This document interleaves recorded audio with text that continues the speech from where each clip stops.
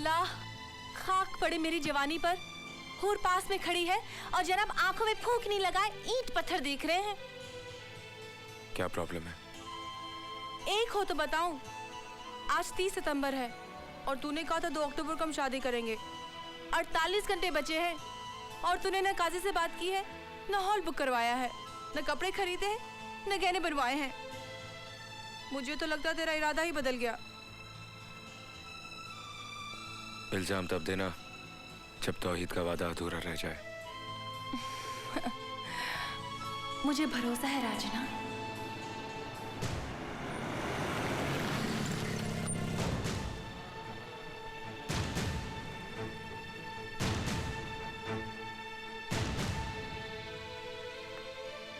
Ice cream नहीं खिलाओगी? अभी लाई। क्या हुआ?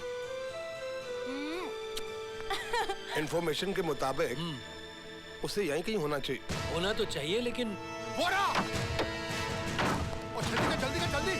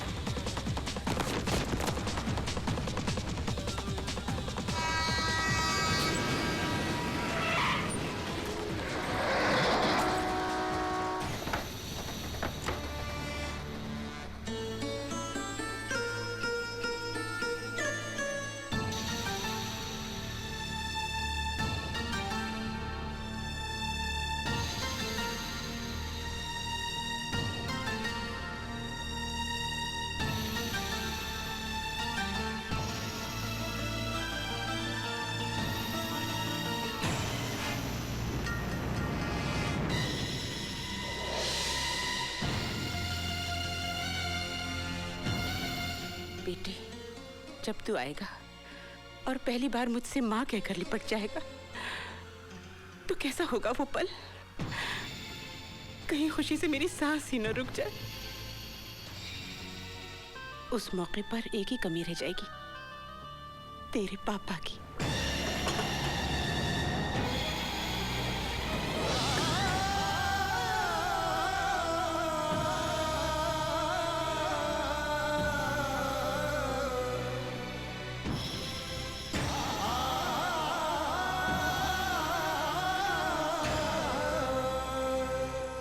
मैंने तुझे नन्हा सा ही देखा है, अब तू कैसा लगता होगा?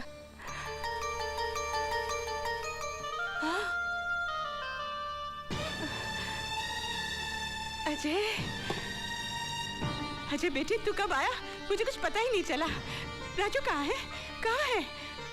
अपनी माँ के साथ मजाक मत कर। मैं आज सह नहीं पाऊंगी, मैं आज सह नहीं पाऊंगी। राजू कहाँ है? बोलना, तू बोलता क्यों नहीं? राजू, राजू बेटे, राजू, राजू, राजू, राजू, राजू बेटा, राजू,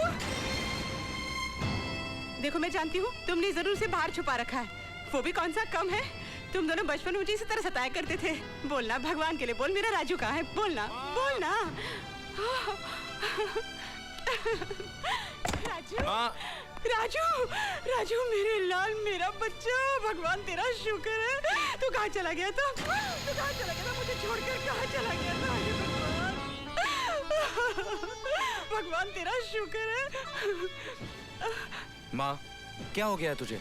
क्या राजू राजू चिल्ला रही है? मैं अजय हूँ। हाँ अजय, तो फिर वो राजू राजू राजू राजू राजू यही था, राजू यही था।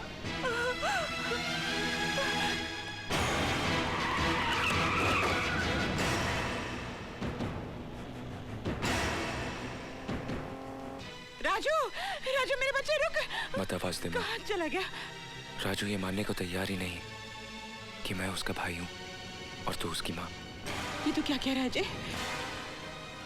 राजू इस देश का दुश्मन है। मैं नहीं सह सकती भगवान, अपने बेटे पर इतना बड़ा कलंक मैं नहीं सह सकती। मेरे बेटे पर ये कलंक मत लगने दे। मेरे बेटे को अपनी तरफ पत्थर मत बना, पत्थर मत बना। ये ईश्वर, ये अल्लाह, ये माँ का ही दूसरा रूप है।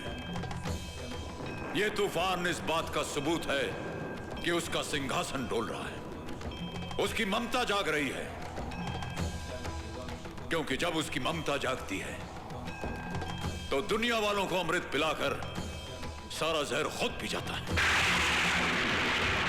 भटके हुओं को राह दिखाने के लिए ईसा बनकर सूली पर चढ़ जाता है। मर्दाने की प्यास बुझाने के लिए गुरु नानक का रूप लेकर पत्थर के सीने से पानी पैदा कर देता है।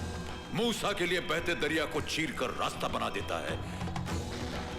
रब रखा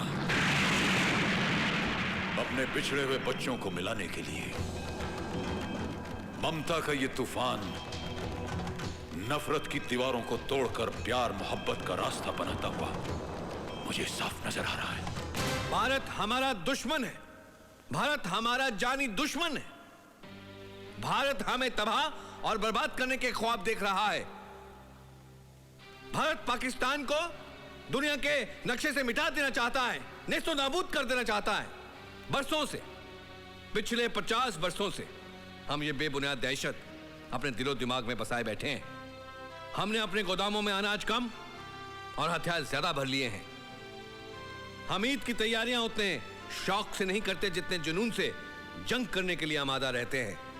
आज दुनिया चांद सितारों पर आबाद होने के मंसूबे बना रही है और हम अपने बच्चों को यह सिखा रहे हैं कि पड़ोसी मुल्क हमारा दुश्मन है। हमने नफरत की दीवार तो बहुत ऊंची बना ली, लेकिन वो रोशनदान भी बंद कर लिए जहां से दोस्ती का नूर अंदर आ सके। इंशाअल्लाह जिस दिन हिंदो पाक में दोस्ताना हो जाएगा, उस दिन ये दोनों मुल्क पूरी दुनिया के सामने एक अजीम ताकत बन सकते हैं। लेकिन यही बैरूनी ममालिक नहीं चाहते। वो हमें लड़वाने के लिए हथियार तो देते हैं, लेकिन दोस्ती का मशवरा हरगिज़ नहीं। लेकिन जनाब, इस बात की क्या गारंटी है कि इस दोस्ताने के बाद भारत हमारे जाती और मजहबी मामलों में दखलंदाजी नहीं करेगा? वो हिंदू देश है और पाकिस्तान इस्लामिक कंट्री है। आपके मालूमात के लिए मैं आपको बता दूं कि हिंदुस्तान एक डेमोक्रेटिक मुल्क है। मुसलमान वहां की माइनॉरिटीज हैं। इसके बावजूद वहां की हुकूमत ने कभी भी उनके मजहब में दखल अंदाजी नहीं की। मुसलमानों के लिए अभी भी मुस्लिम पर्सनल लॉ कायम है। वहां के गैर मुस्लिमों का खुलूस तो देखिए। वहां के वाजदा प्रधानमंत्री खुद रोजदारों के साथ इफ्तार करते हैं, ईद की खुशियां मिलजुल कर बांटते हैं। नाउज़े बिल्लाह, शर्म की बात तो हमारे लिए यह है कि हम इस्लामिक मुल्क होने के बावजूद शिया और सुन्नी के मसलों पर कत्लेआम करते रहते हैं। जनाब, ये तो घर के झगड़े हैं, लेकिन पाकिस्तान और भारत का मिलाप तभी होगा जबकि कश्मीर का मसला हल होगा। जनाब, जिस तरह पंजाब में सरहद पड़ी हमने कबूल की, राजस्थान में सरहद पड़ी, हमने कबूल की। कच्छ की सरहद को भी हमने तस्लीम किया। तो क्या उसी तरह शिमला समझौते के मुताबिक कश्मीर का मसला हल नहीं हो सकता? इन्हीं मसलों पर बात करने तो हम भारत जा रहे हैं। इंशाअल्लाह, अगर खुदा ने चाहा तो हम एक अमन पसंद फैसले के साथ लौटेंगे। आमीन। सुमे आमीन। मैं समझ गई तो क्या सोच रहा है। सच पूछ तो मेरे दिल में सैकड़ों तूफान मचल रहे हैं। हर पल सदियों से लंबा लग रहा है। खुदा करे ये फासले से मच जाए और वो घड़ी उड़ के आ जाए जब तू मेरा दुल्हा बने और मैं तेरी दुल्हन।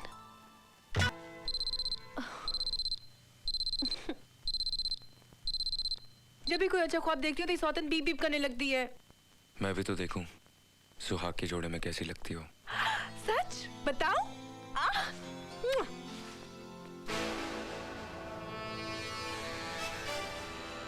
तुम समझ गए ना तौहीद? तौहीद OPN 1613M का मतलब अच्छी तरह जानता है।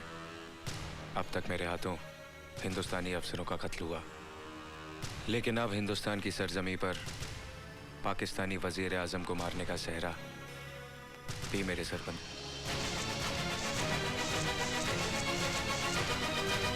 हमारी एक और बात सुनो तौहीद।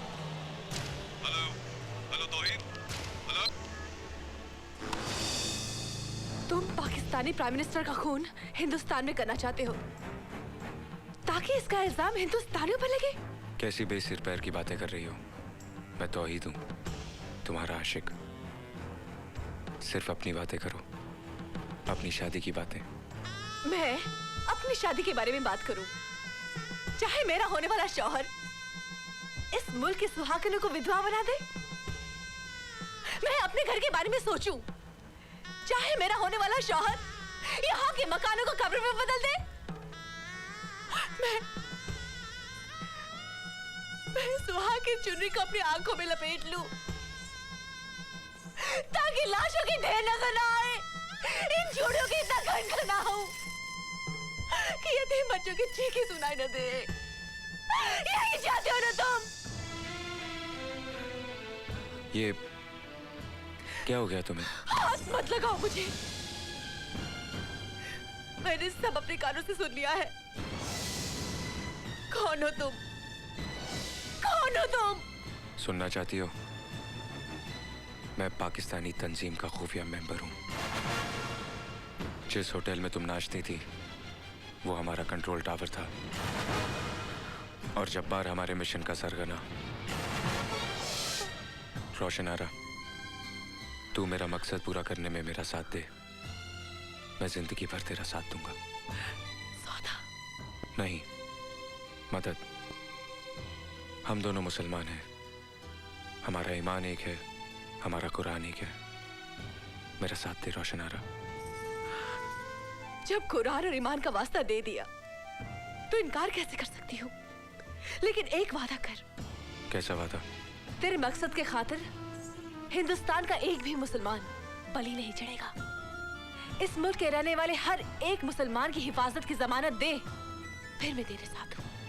कैसी बेवकूफ़ी की बातें कर रही है? जंग जब मुल्क तबाह करने के लिए हो तो ये नहीं देखा जाता कि वहां के रहने वाले किस मजहब के हैं।